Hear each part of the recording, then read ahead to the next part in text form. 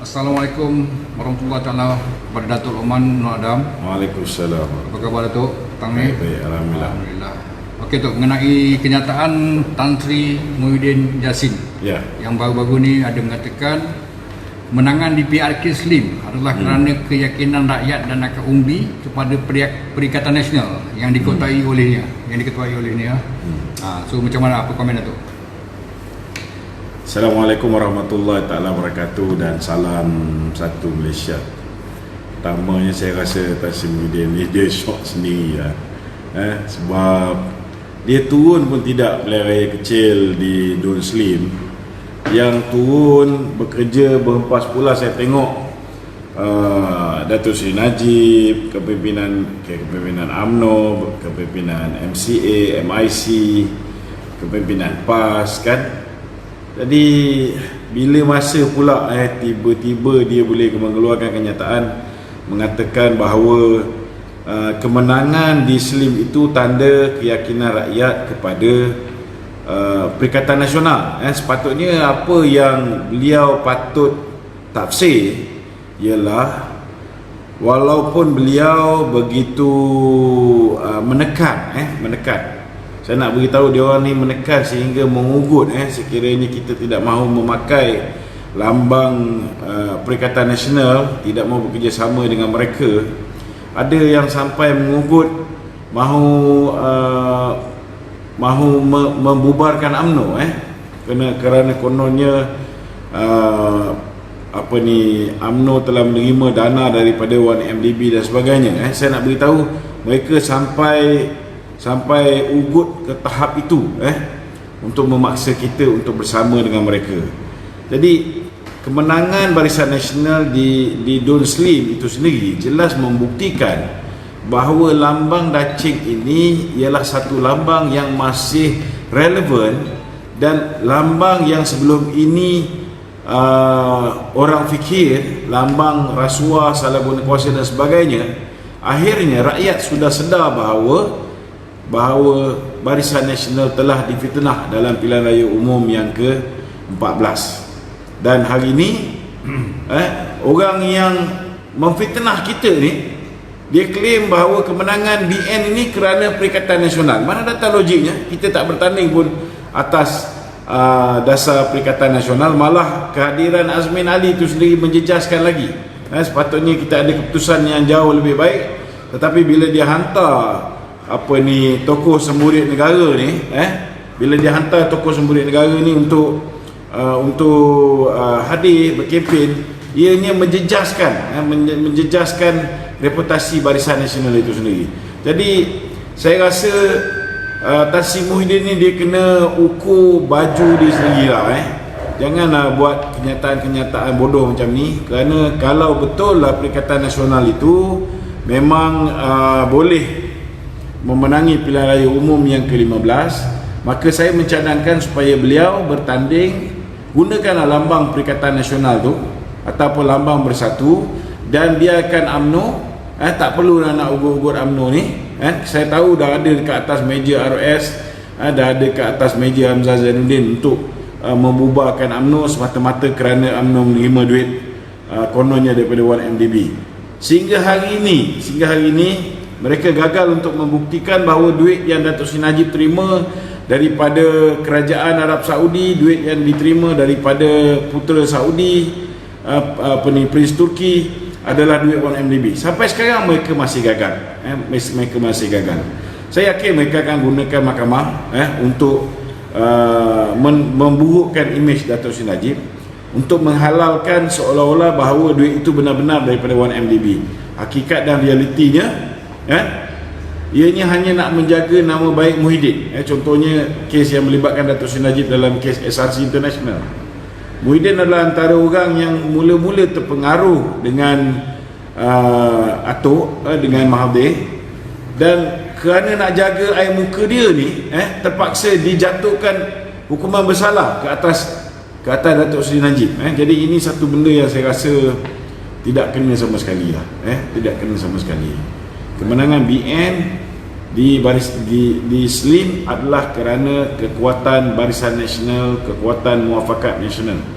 tak ada kena-mengena dengan Perikatan Nasional. Ya. Ada juga tu Tan Sri Muhyiddin ada juga memberitahu bahawa beliau tidak akan berkompromi dengan kebatilan, dan beliau juga memberitahu bahawa beliau dipecat tu kerana menentang kebatilan. Betul ke tidak? Kalau nak cerita takkan berkompromi tentang kebatilan, apa yang dia faham tentang kebatilan? Main bini orang tu batil lah kan? Batil. Jangan lupa apa yang dia bayar kepada Nikaji. Benda ni disebut dalam akuan bersumpah oleh Stanley Paul, iaitu suami kepada Nikaji. Benda ni semua orang dah tahu dah, sebab apa yang ditulis oleh Stanley Paul sudah pun viral, sudah diketahui oleh umum. Adakah ada hubungan dengan isteri orang bukan batil kan? Nombor 2, Azmin Ali. Azmin Ali yang dilindungi oleh atuk dulu, kini dilindungi pula oleh Muhyiddin kan? Saya baru ni saya dah hantar satu surat kepada Peguam Negara yang baru. Kita nak tanya dengan Peguam Negara apa status kes Azmin Ali, sebab pihak polis telah pun menerima rakaman original berserta dengan alat perakam yang menunjukkan bahawa si pelaku di dalam video itu ialah Azmin Ali. Malah Haziq, iaitu pasangan kepada Azmin, sudah pun mengaku kan? Takkan sebagai Menteri Dalam Negeri Muhyiddin tidak tahu perkara ni kan? Dia lebih daripada tahu. Tetapi ketika itu arahan atuk ialah menyelamatkan Azmin kan? Dan sekarang ni kenapa pula Muhyiddin sebagai Perdana Menteri dia mempertahankan Azmin? Kenapa dia mempertahankan kebatilan? So macam mana dia nak cerita dia ada integriti, dia mempertahankan kebatilan? Sedangkan dialah pelindung seks songsang Azmin Ali. Ada bukti yang kukuh. Pertama sekali ada rakaman CCTV hotel.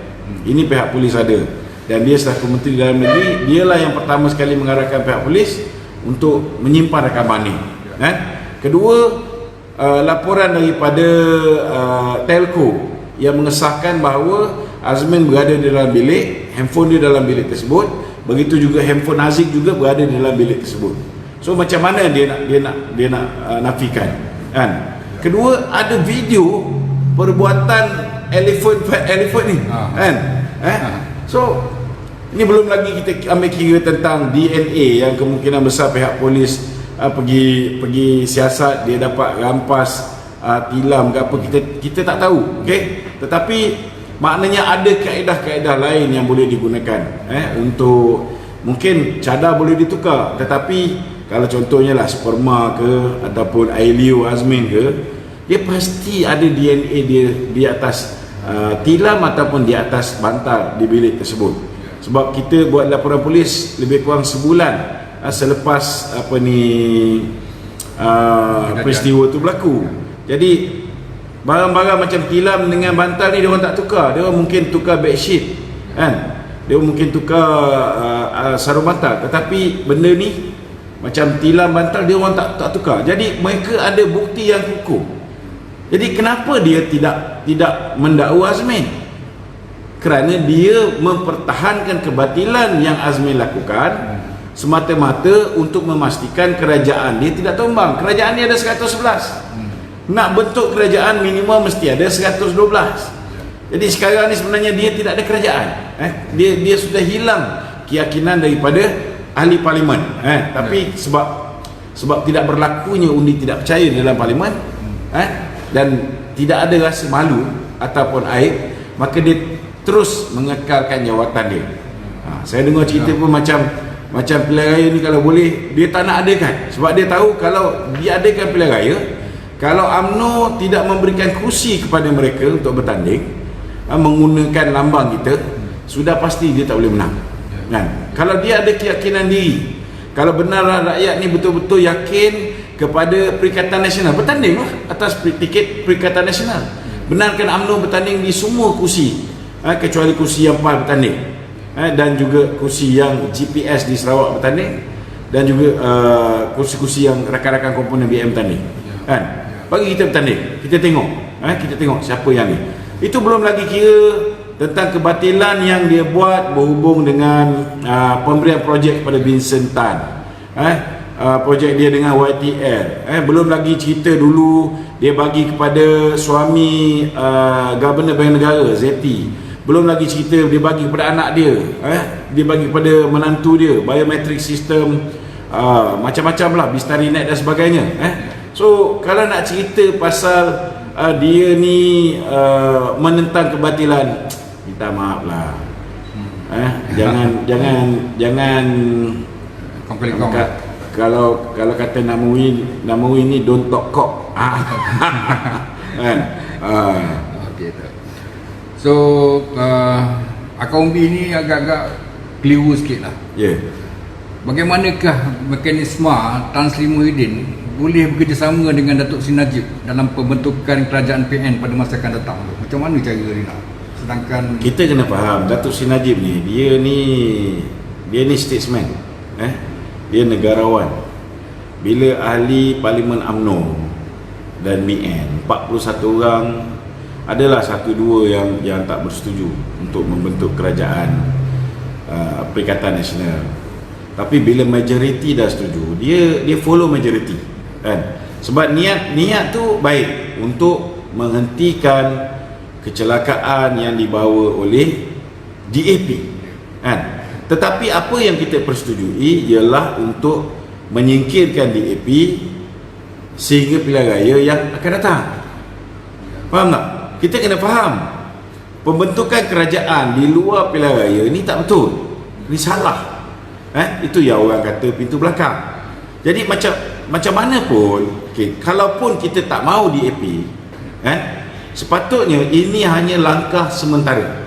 Maknanya bila dah stabil 6 bulan, setahun, maka perlu diadakan satu pilihan raya umum, supaya mandat untuk memilih siapa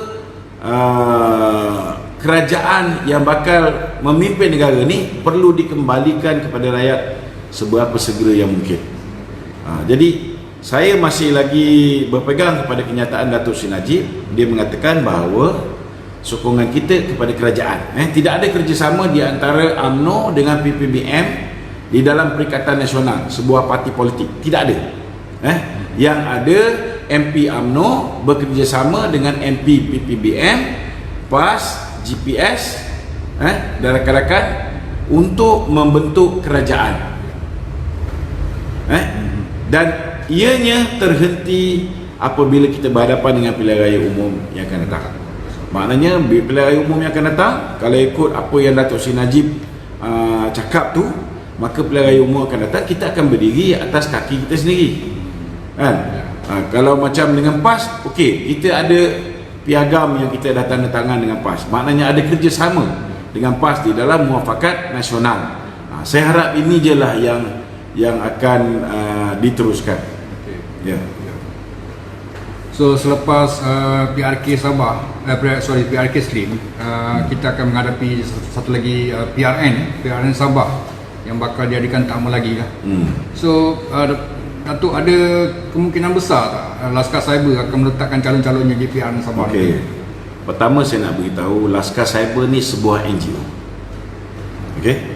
Tapi matlamat dia selain daripada pendidikan politik, kita juga kena ambil tahu tentang perkembangan politik negara. Okay. Laskar Cyber ni adalah sebuah NGO yang pro UMNO, pro BN. Jadi memang ada di dalam hasrat saya dan teman-teman untuk pastikan bahawa kursi UMNO ni selamat. Maksud dia, kalau dulu UMNO bertanding 122 kursi, disebabkan kita dah kerjasama dengan PAS, maka daripada 122 ini sebahagian kita akan beri kepada PAS, terutamanya kursi-kursi yang PAS menang, dan kursi-kursi yang kita kalah, PAS pun kalah, tapi undi PAS lebih banyak di kawasan tu, memang kita kena bagi kepada PAS. Itu hak dia, kerana kita sudah membentuk satu kerjasama. Okey. Tetapi kalau ada kursi-kursi Barisan Nasional diberikan kepada PPBM, maka kita akan mempertimbangkan untuk meletakkan calon bagi bertanding di kursi-kursi yang UMNO gadaikan kepada PPBM. Okay? Ya, ya. Sebab bagi saya UMNO kena pegang pada prinsip awal, iaitu kerjasama. Ini pun dah salah sebenarnya. Membentuk kerajaan bersama dengan PPBM pun sudah kita langgar kehendak ahli. Kerana tahun lepas Datuk Zahid Hamidi ketika ucapan dasar dia mengatakan bahawa kita tidak akan membentuk kerajaan pintu belakang bersama dengan mana-mana parti di dalam Pakatan Harapan. Kan? Patutnya bila dia berucap dalam ucapan dasar, lepas tu ucapan dasar dia dibahaskan, kemudian diluluskan oleh perwakilan, maka kalau dia nak ubah keputusan ni, dia kena kembali buat EGM, Extraordinary General Meeting, ataupun mesyuarat agung khas, Timbunan Agung Khas. Tapi dia tak buat. Ini satu benda yang saya tentang lah. Dia tak buat. Mula-mula nak kerjasama dengan Mahathir kan? Tapi bila Mahathir tak ada, dia kerjasama dengan Muhyiddin, okey lah, kurang sikit. Kita sangka baik. Kita mengharapkan Muhyiddin ni sudah berubah. Dia dah sedar bahawa Mahathir ni memang penipu. Dia dah sedar dia kena tipu.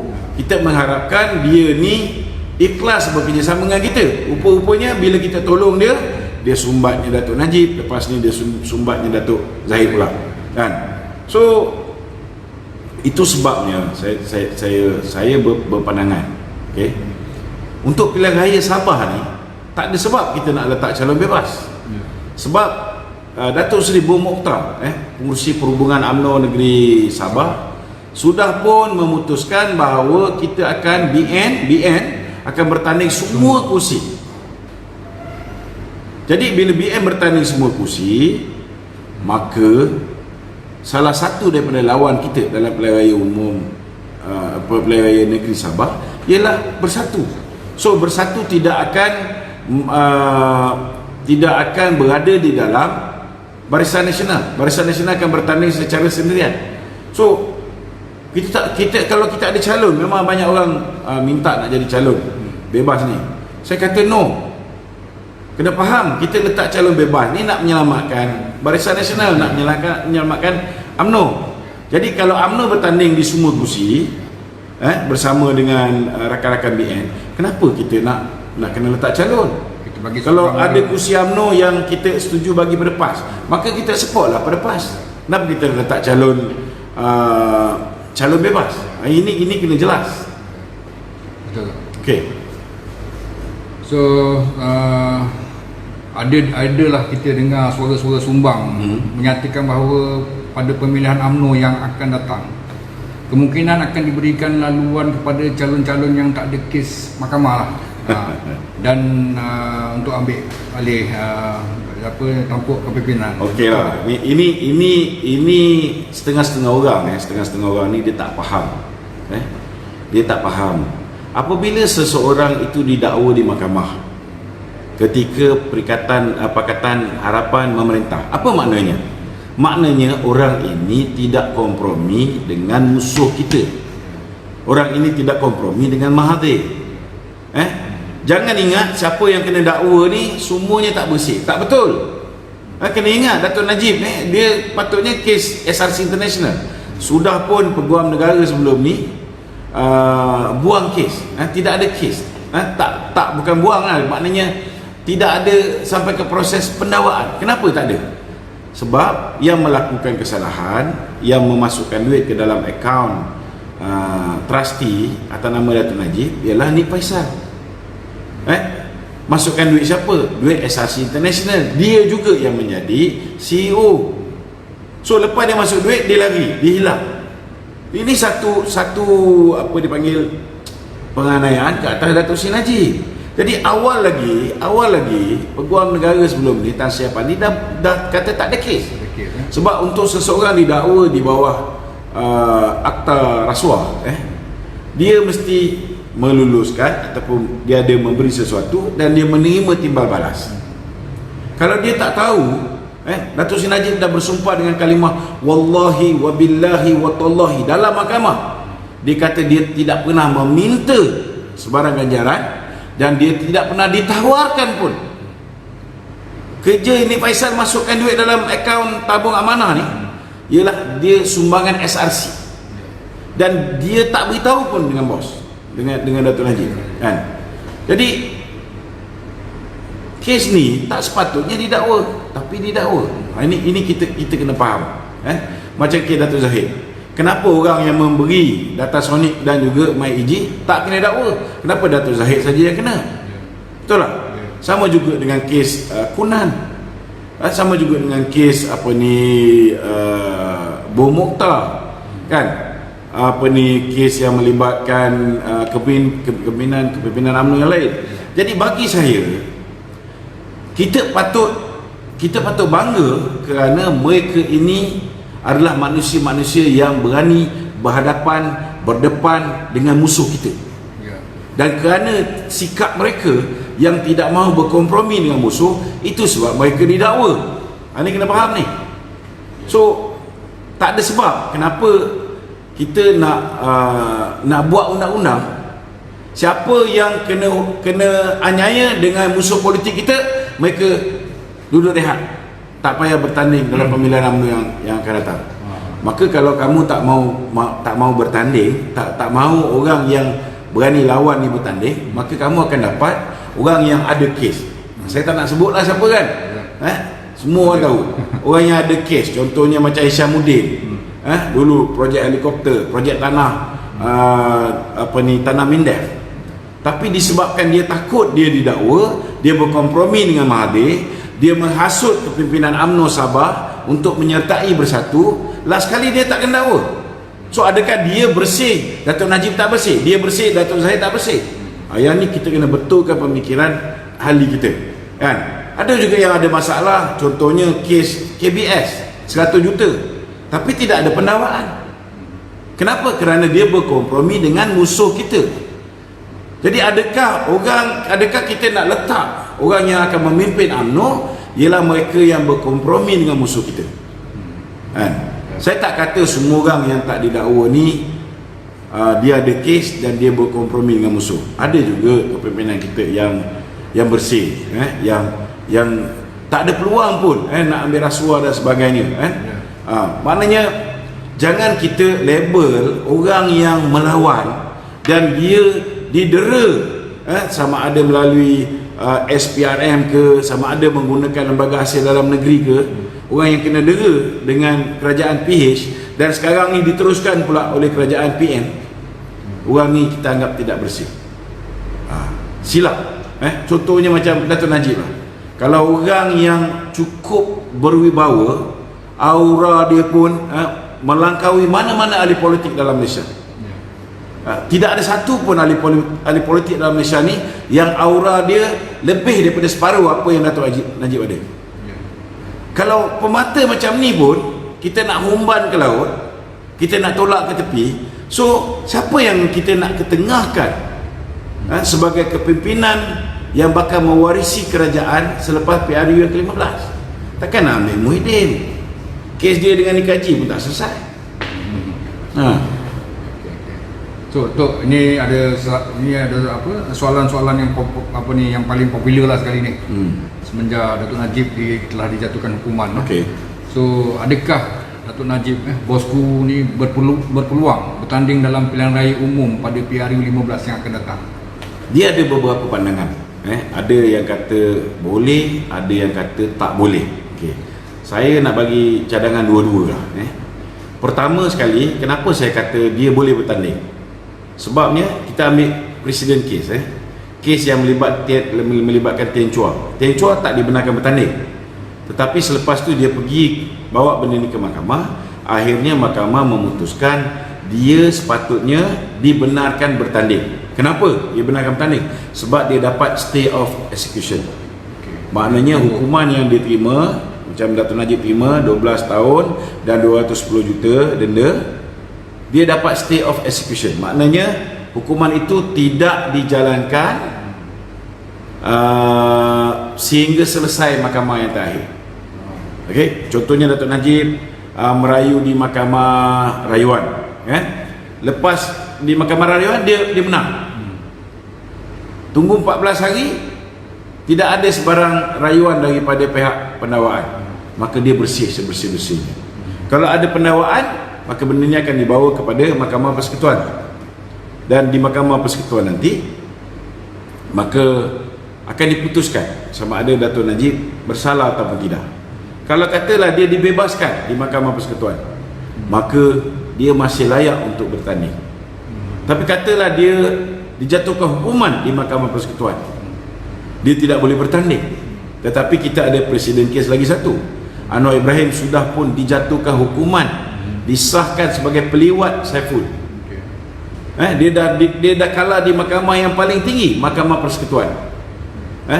Dan Majlis Pengampunan Diraja sudah pun memberikan pengampunan. Itu sebab dia boleh bertanding balik. Jadi kena ingat, kalau ada orang yang lupalah, contohnya macam YBKJ, mula-mula bila kita kalah tu dia serang Dato' Najib, tak cukup tanah Dato' Najib ni dia serang sebab dia ingat politik Dato' Najib akan berakhir. Kemudian dia sedar dia buat kesilapan, dia beritahu dengan kawan-kawan kita, dia menyesal dan sebagainya. Ada yang kata dia disuruh lah. Tetapi sebaik saja Dato' Najib tidak diangkat sebagai menteri bila wujudnya Kerajaan Perikatan Nasional, Tan Sri Muhyiddin ni, dia dah nampak lagi sekali bahawa masa depan Dato' Najib ni dah gelap. Sekali lagi dia serang. Nampak tak? Jadi orang macam ni, dia akan bak kata orang tu terpijak kulit pisang 2 kali lah. Dia akan terpijak kulit pisang 2 kali. Cuma saya nak beritahu, sama ada Dato' Najib akan menang di pilihan raya umum, akan menang dalam Mahkamah Rayuan ataupun Mahkamah Persekutuan, atau akhirnya dia akan mendapat pengampunan diraja. Percaya cakap saya, dalam keadaan rakyat bersama dengan beliau hari ini, saya yakin beliau akan kembali menjadi Perdana Menteri. Jadi itu sebab bagi orang-orang yang berlojoh sangat nak menyerang Dato' Najib ni, fikir 10 kali lah. Lebih baiklah itu hari orang dah lupa apa dia buat. Lebih baik dia duduk diam, sekarang sekurang-kurangnya orang tidak menyerang dia, Jadi bagi saya, kalau misalnya ikut pandangan orang kata boleh, sememangnya boleh, dan sudah ada keputusan yang menyatakan, contohnya di mahkamah, Tien Chua patut dibenarkan bertanding sebab dia dapat stay of execution, kalaupun dia kalah di Mahkamah Rayuan, kalah di Mahkamah Persekutuan, Anwar Ibrahim ni kes main punggung ni, itu pun dapat pengampunan diraja. Apatah lagi orang yang dianiaya oleh Mahathir dan sekutu-sekutunya, takkanlah tak boleh dapat pengampunan diraja. Jadi suka tak suka, kita memang tak suka keadaan sekarang ni, tetapi kita kena percaya satu saja, kita masih ada harapan sekiranya Dato' Najib kembali, Dato' Najib kembali, insyaAllah.